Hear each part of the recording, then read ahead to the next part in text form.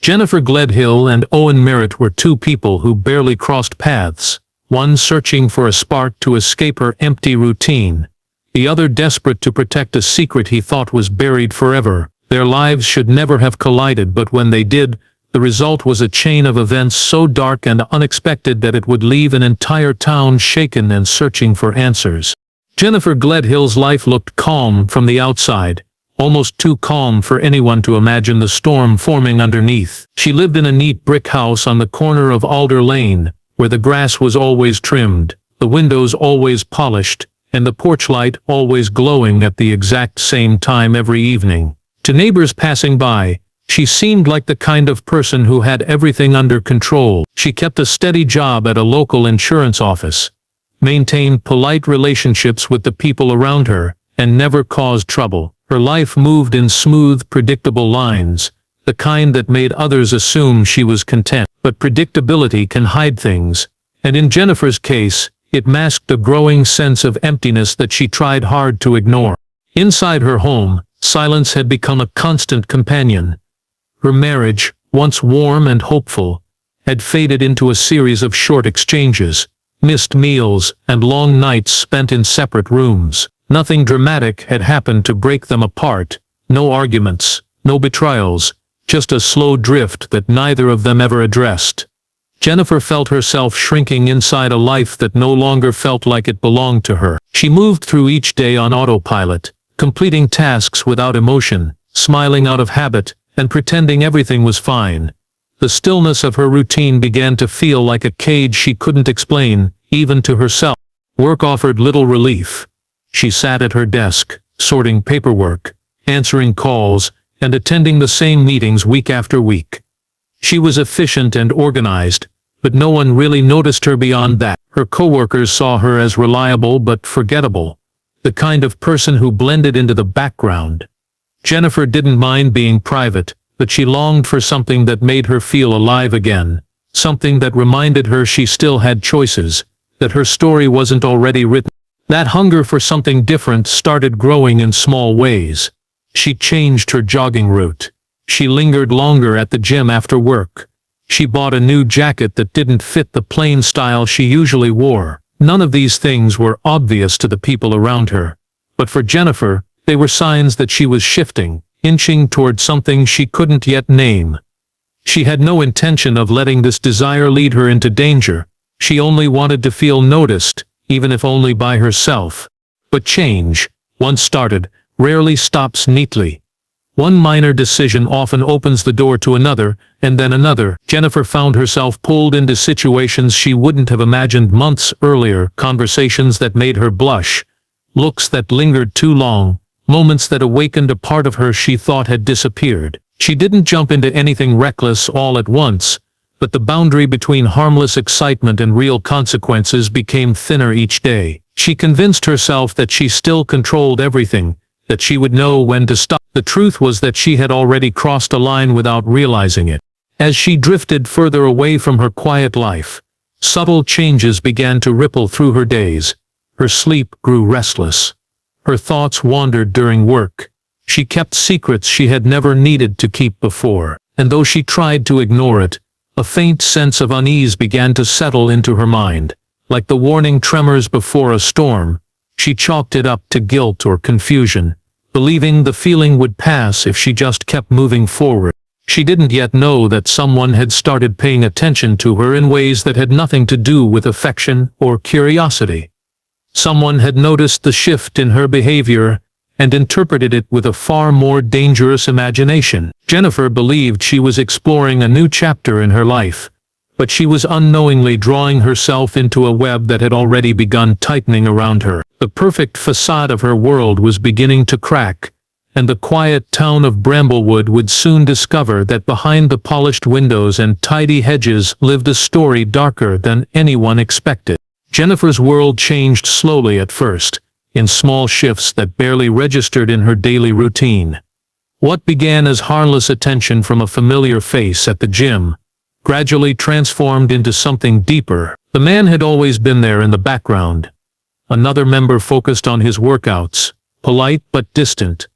Jennifer had noticed him in passing, But only when her own life began to feel hollow did she become aware of the way he looked at her. It wasn't dramatic or intrusive, just a quiet recognition that made her feel seen for the first time in a long while. That feeling became the spark she didn't know she had been waiting for. Their connection formed naturally. They crossed paths during cooldowns, exchanged quick nods while reaching for the same equipment, and eventually fell into a pattern where both seemed to appear at the gym at the same times. Jennifer felt drawn in, not by anything specific he did, but by what she felt in herself when he was around. She felt energetic, interesting, and almost young again. She convinced herself she was only enjoying harmless company, nothing more. Yet she started planning her workouts with more care, adjusting her schedule, and paying attention to details she used to overlook. Soon, their interactions became the highlight of her day. It wasn't physical intimacy that tied them together, but the escape he represented. With him, she stepped out of her usual life and into a version of herself that she had forgotten existed. One who laughed easily, moved freely, and didn't feel invisible. But the fear she lost herself in this secret world, the more she began to slip away from her old one without even noticing. The secrecy started to shape her decisions. Jennifer grew bold in ways that surprised her. She deleted messages, stayed out later than usual, and crafted vague explanations she hoped sounded casual. These changes didn't go unnoticed. Her husband assumed she was picking up overtime or attending fitness classes, but even if he sensed something was wrong, he didn't ask. The silence between them had become too practiced, too comfortable in its neglect. For Jennifer, the affair wasn't about replacing anyone. It was about filling a void she didn't know how to face. She saw it as temporary, something she would eventually outgrow once she found herself again. But secrets don't stay quiet forever, and her carelessness soon produced clues she couldn't conceal. A misplaced gym receipt, faint marks on her wrist from new equipment, a shift in her perfume. Nothing dramatic, but enough to form a pattern. One afternoon, an anonymous note appeared in her mailbox. The handwriting was shaky, the message short and unsettling. It didn't accuse her directly, but it suggested that someone was watching her movements. Jennifer tried to dismiss it as a prank or misunderstanding, yet a cold fear settled in her stomach. She didn't mention the note to anyone, terrified of what questions it might raise, but she couldn't shake the feeling that an unseen presence had slipped into her life. Over the next few days, the sense of being observed grew stronger. She caught glimpses of a figure standing too close to her car after dusk, only to disappear when she blinked. She noticed vehicles she didn't recognize on her street, parked just long enough to make her uneasy. At work, she felt eyes on her every time she walked to the break room, though she couldn't pinpoint who it might be. The fear was subtle at first, more uncomfortable than alarming, but it lingered with her long after she returned home. The affair, once thrilling, began to feel like a weight she couldn't escape. Jennifer tried distancing herself from the man at the gym, hoping to regain control. But the damage was already done. Her behavior had drawn attention, not just from someone jealous or curious, but from someone who had far more at stake. She believed the consequences would be emotional, maybe personal, but she never imagined the danger spreading beyond her private life. The watcher who followed her wasn't focused on romance or betrayal. They had discovered her secret, yes, but that wasn't what made her a target. What Jennifer didn't realize was that she had stumbled across information connected to someone else entirely, information that tied her to a threat she hadn't been meant to uncover. The anonymous notes, the shadows near her workplace, and the strange vehicles were not warnings from a jealous rival. They were signals from someone with a purpose she could never have predicted. Jennifer's disappearance did not happen in a dramatic moment. It unfolded quietly, in a way that made the truth harder to see. On an early autumn evening, she left the gym after what would become her final workout. The parking lot was dim, scattered with fallen leaves, and the air carried the bitterness of a coming storm.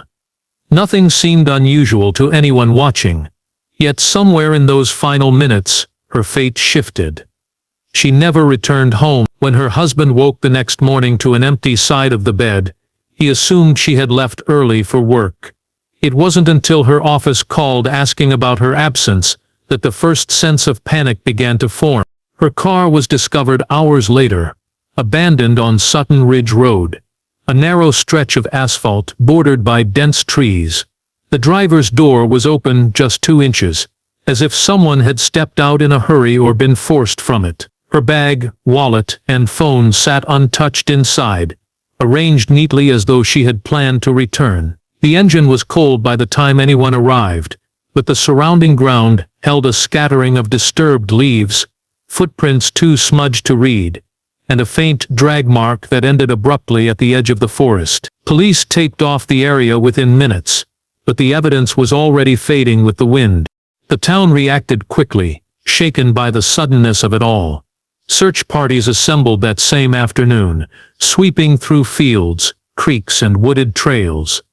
Volunteers carried flashlights and shouted her name into the growing darkness, but night after night passed without results. Only one object surfaced during the search, a gym membership card lodged between 2 rocks near a downhill slope.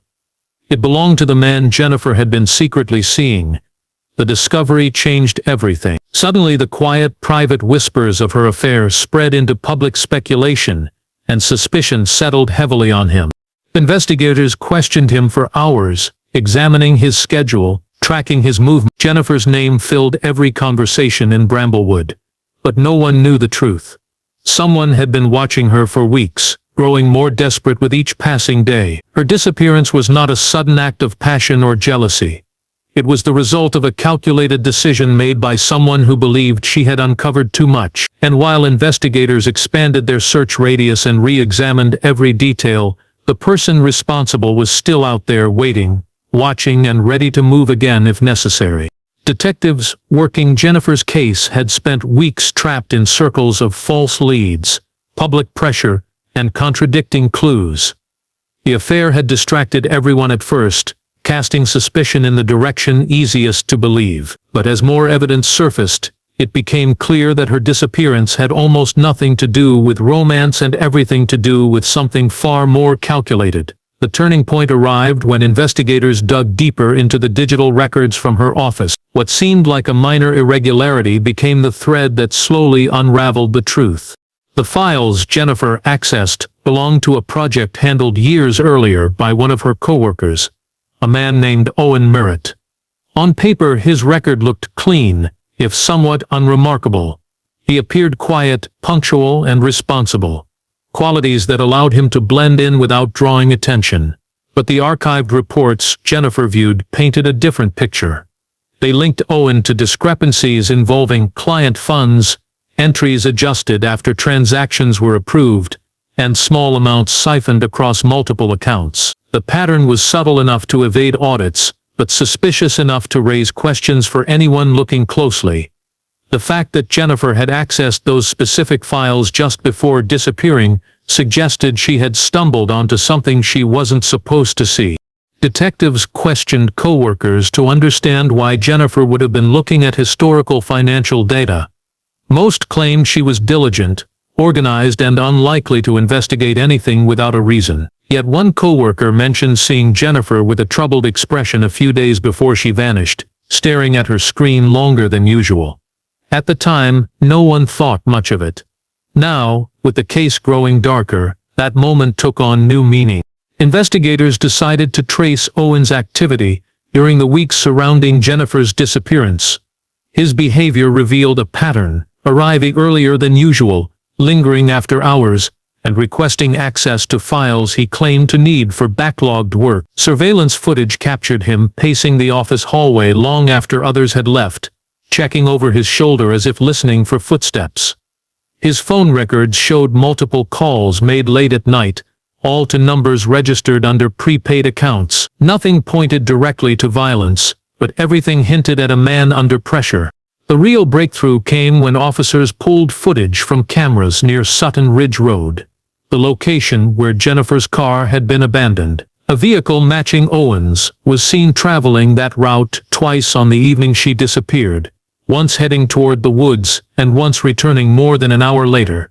The car didn't stop directly in view of the camera, but the timestamps aligned too neatly to ignore. Investigators also discovered that Owen had taken an unapproved absence from work the following morning, claiming a sudden illness.